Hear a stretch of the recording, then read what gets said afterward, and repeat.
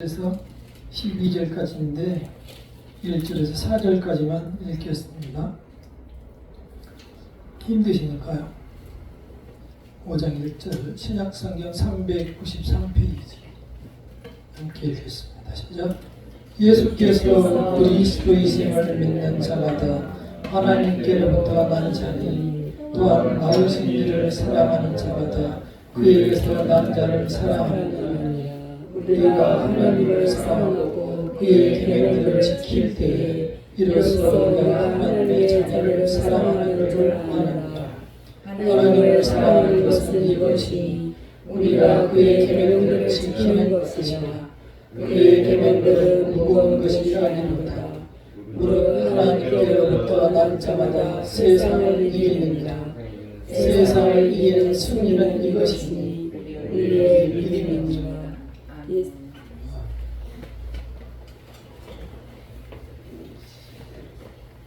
가을이 되었습니다. 혈압이 많으신 어른들은 이 계절이 변하는 가을 조심하셔야 되고 힘드시고 불편하기도 합니다. 그러나 이 가을은 참 우리에게 나를 잡아서 놀러 가고 싶을 만큼 아름다운 모습을 보여줍니다. 특히 가을날의 시 중에서 매년 생각나는 것은 이 릴케의 가을날이라는 시죠. 그 시의 시작을 항상 이렇습니다. 주여 때가 되었습니다. 여름은 참으로 위대했습니다. 중간에 보면 마지막 과일을 익게 하시고 이틀만 더 남국에 따뜻한 햇볕을 주시어 그들을 완성시켜 마지막 단맛이 깊이 포도주 속에 스미게 하십시오. 이분이 교인이라는 것은 확인이 되지 않지만 믿음이 있었던 사람인 것 같고 또 하나님께 전적으로 의지하는 기도와 같은 시를 드리고 있습니다. 지난주에 사과를 하나 사왔는데 너무 사과가 달콤해서 쪼개서 두고 며칠을 먹었습니다. 우리는 이 세상 삶이 너무 각박해서 그런 것마저 생각할 겨를도 없지만 사실은 우리가 그렇게 쫓아다니고 골몰하고 힘겨워하는 그러한 일들이 하나님께서 하시는 일에 비하면 아무것도 아닙니다.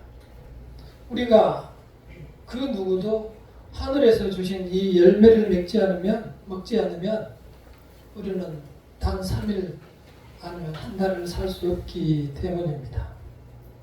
하나님께서는 하나님의 힘으로 오로지 햇빛과 물로써 그것도 하나님이 직접 주셔서 우리를 살아가게 만들고 있고 우리는 그 세상 속에서 어느 때보다도 발달된 물질 문명을 가지고 이 시대를 살아가고 있습니다.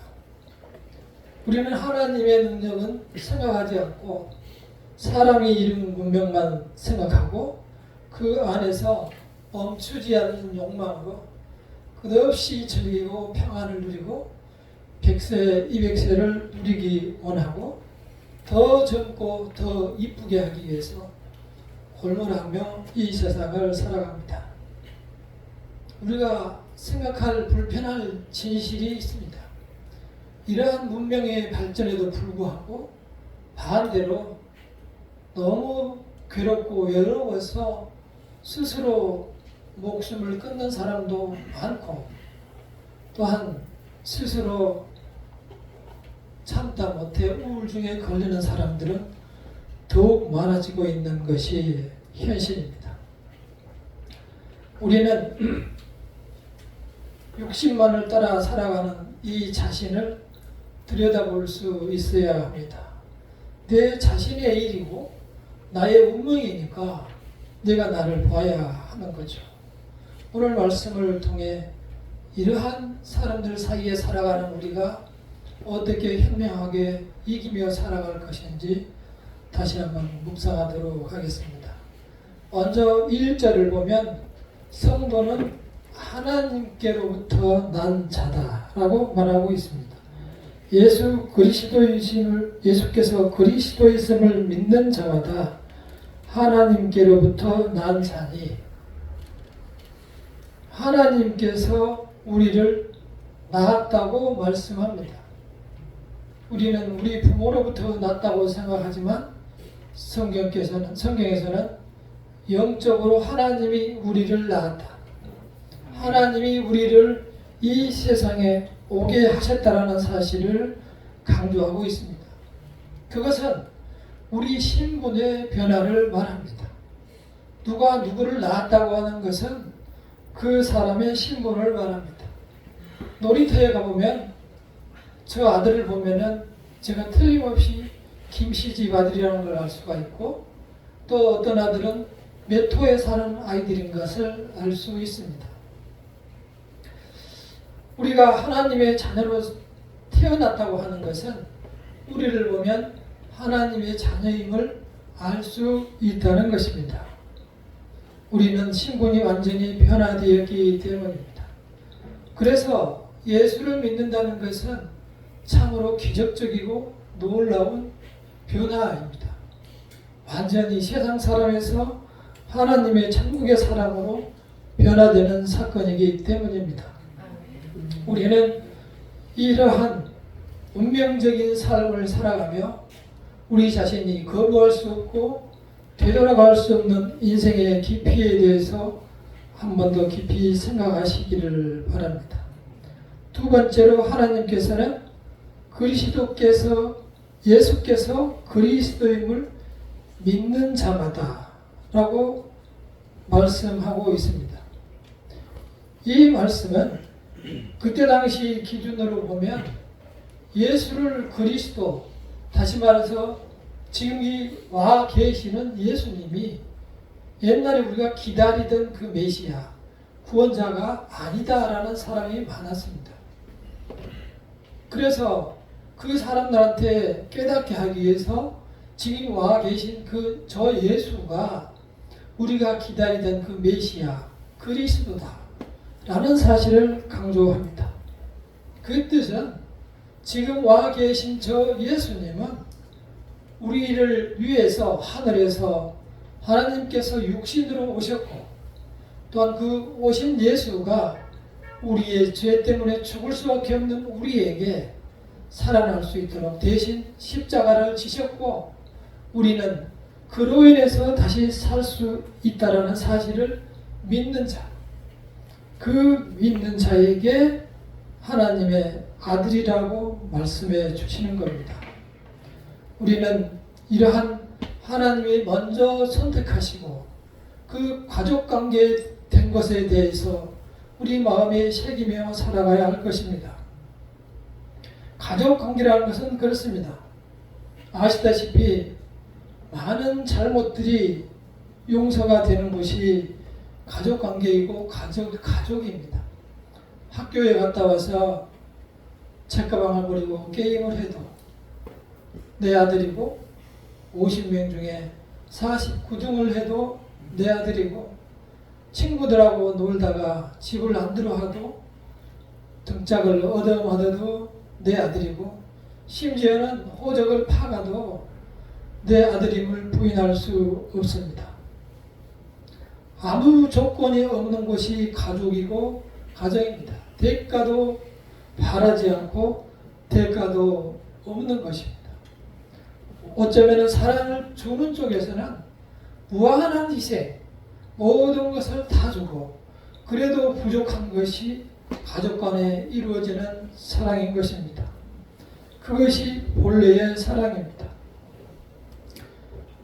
아이들이 부모한테 돈을 맡겨놓지 않았지만 때가 되면 등록금을 마치 맡겨놓은 것처럼 받아가고, 그놈이 아프면 또다시 휴가를 내서라도 아이를 보호하는 것이 부모인 것입니다. 그러나 그러한 일이 계속되면 부모는 참으로 인간으로서 견디기 힘들어집니다.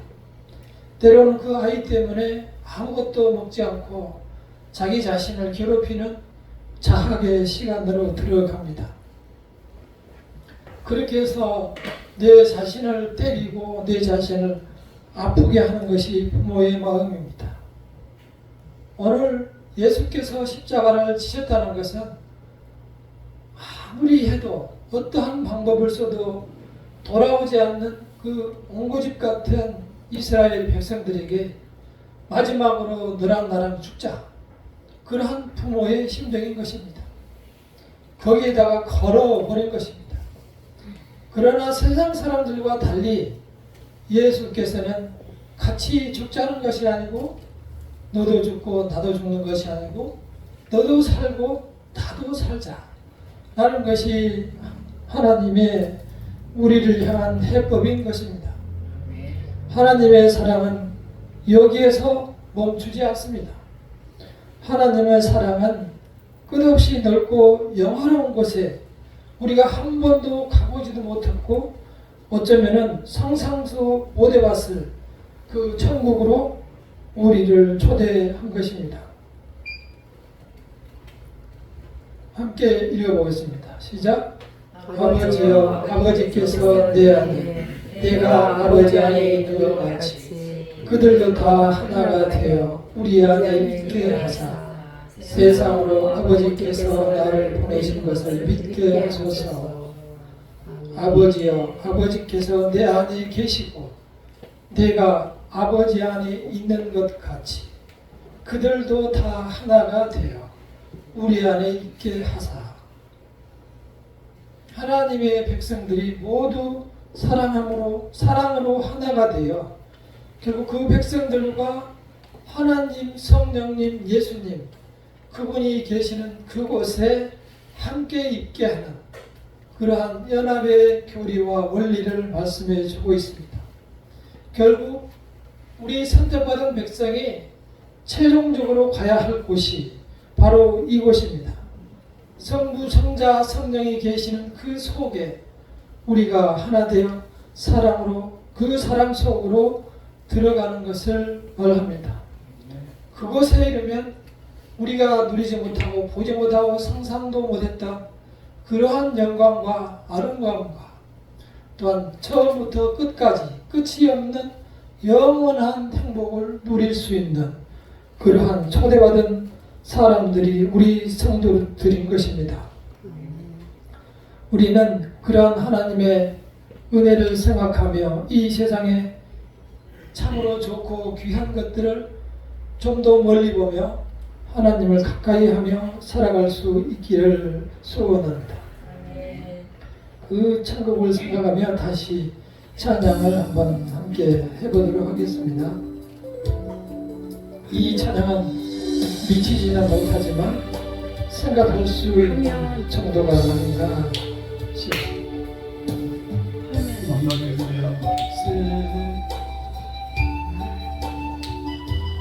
눈물 번쩍 지나갈 때 열매를 치고 웃음소리 넘쳐나니까 꽃들도 구름도 바람도 바라도 찬양하라 찬양하라 예수를 하늘을 날리며 노래해 나의 영혼아 은혜의 주 은혜의 주 은혜의 주 그날에 하늘이 열리고 모든 이가 보게 되리라. 마침내 꽃들이 피고 영광의 주가 오시리라. 꽃들도 구름도 바람도 넓은 바다도 찬양하라 찬양하라 예수를 하늘을 흘리며 노래해 나의 영혼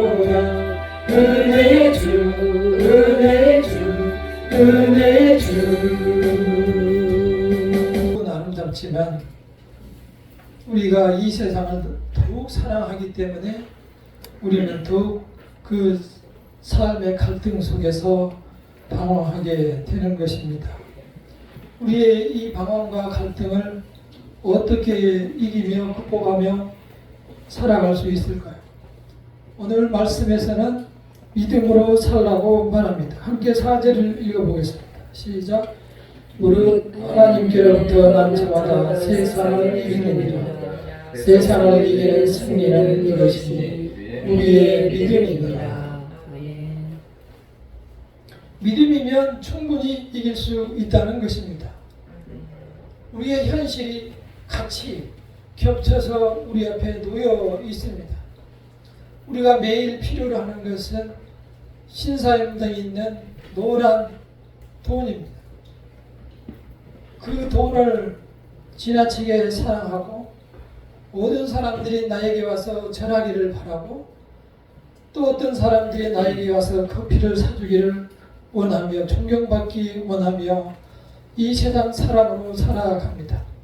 그것은 우리 자신이 큰 실수를 범하고 있는 것입니다.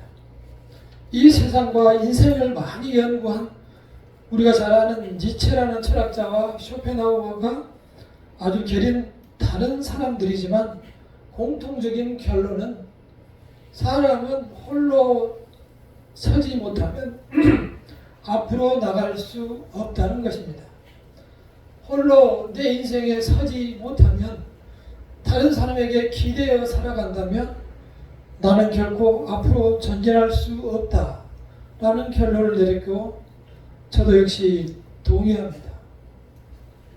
우리는 내 자신이 홀로 나됨을 알지 못하면 결코 이 세상에서 만족할 수 없고 결코 행복을 누리지 못합니다. 이 세상이 주는 것으로 만족할 수 없고 이 세상에 있는 것이 나에게 모든 만족을 줄 수 없기 때문입니다. 그래서 이 말씀대로 우리는 이 주어진 길에서 내 자신이 주인이 되도록 바로 서야 합니다. 신앙도 나의 것으로 나도 하나님의 사랑으로 내 스스로 바로 서야만 우리가 이 세상을 극복할 수 있는 힘이 생깁니다. 철학자들이 말하는 이 대답은 한 사람의 인간으로 생각하면 참으로 쓸쓸하고 외로운 길이죠. 남들이 나랑 같이 해주지 않는다는 것이 이 세상에서 얼마나 큰 고독인가를 많이 느껴봤을 것입니다. 그러나 하나님의 해법은 다릅니다. 하나님께서는 다른 길을 승리의 방법을 우리에게 말씀합니다. 우리가 일어서는 방법은 믿음에 있다는 것입니다. 이 믿음의 키가 바로 우리가 일어서는 그 하나님을 의지하는 마음입니다. 하나님께서는 분명하게 십자가를 통해서 보여주셨습니다. 천국이 있다는 걸 보여주셨습니다. 예수께서 오셔서 이 땅에서 우리와 같이 있다가 십자가에서 죽으시고 3일 만에 예정대로 부활하셨습니다. 그리고 그는 하늘로 승천하시고 우리에게 다시 온다고 약속하신 것이 바로 우리에 대한 믿음입니다. 우리가 보지 못하고 우리가 직접 체험하지 못했기 때문에 우리는 그러한 믿음이 매우 희미한 상태에서 이 세상을 살아갑니다. 그러나 분명하게 말씀합니다. 우리가 이 세상을 살아갈 때에 힘들고 어려운 일이 있을 때는 믿음으로 살아야 되는데 도대체 그 믿음으로 산다는 것이 무엇인가? 바로 이것입니다. 함께 읽어보겠습니다. 그런즉 너희는 먼저 그의 나라와 그의 의를 구하라. 그리하면 이 모든 것을 너희에게 더하시리라. 우리는 우리가 사는 이 세상이 먼저지 그리고 나중에 천국에 가는 것이지 이 세상을 먼저 합니다. 하나님께서는 말씀하십니다. 너희는 먼저 그의 나라와 그의 의를 구하라. 그리하면 그 후에 이 모든 것을 너희에게 더하시리라. 우리가 생각하는 것과 반대 방향으로 거꾸로 말씀하고 있습니다. 우리는 이 말씀을 우리 마음에 새기며 살아가야 합니다. 왜 하나님께서는 이러한 방식으로 말씀하셨을까요? 오늘 읽은 요한일서 5장 19절을 함께 읽어보겠습니다. 5장 19절입니다. 시작. 또 아는 것은 우리는 하나님께 속하고 온 세상은 악한 자 안에 처한 것입니다. 우리가 아는 것은 우리는 하나님의 자녀로 하나님 안에 있지만 우리를 제외한 모든 세상은 어디에 있다고요? 악한 자 안에 있다는 것입니다. 우리는 그렇게 생각하지 않죠. 참으로 살만하다, 더 살고 싶고 너무 좋다 이렇게 생각하지만 이 세상이 지배하고 있는 것은 악이 이 세상을 지배하고 있다는 것입니다. 이것은 우리로 하여금 이 땅을 먼저 생각하게 하는 그러한 결과를 낳았습니다. 그러나 우리가 이 태도만 바꾼다면 이 세상에서 평안을 누리며 살아갈 수 있습니다. 성경에 나온 다윗을 보도록 하겠습니다. 다윗은 아주 청소년 때에 하나님의 부름을 받았습니다. 그러나 그가 잘 나갈 때에 그의 부하의 우리아의 장군의 부인을 빼앗았고 그 충신을 또한 죽게 만들었습니다. 우리로 생각하면 용서할 수 없는 죄를 지었죠. 그러나 그는 나단 선지자가 지적한 후에는 침상을 눈물로 적실 만큼 회개를 하고 나서 그는 하나님 앞에 다시 담대히 나갔습니다. 그리고 하나님께 오히려 노래합니다. 자, 함께 읽어보겠습니다. 시작. 여호와는 나의 목자시니 내게 무익함을 없으리로다. 그가 나를 푸른 물밭에 누이시며 시원한 물가로 인도하시는도다. 내 영혼을 소생시키시고 자기 이름을 위하여 의의 길로 인도하시는도다. 내가 사망의 음침한 골짜기로 다닐지라도 해를 두려워하지 않고 주께서 나와 함께 하시니라. 주의 지팡이와 막대기가 나를 안위하시나이다. 아무리 우리가 세상 것을 먼저 챙기고 먼저 해결하려고 나서도 결국 그 해결이 우리의 모든 문제를 해결하지 못합니다.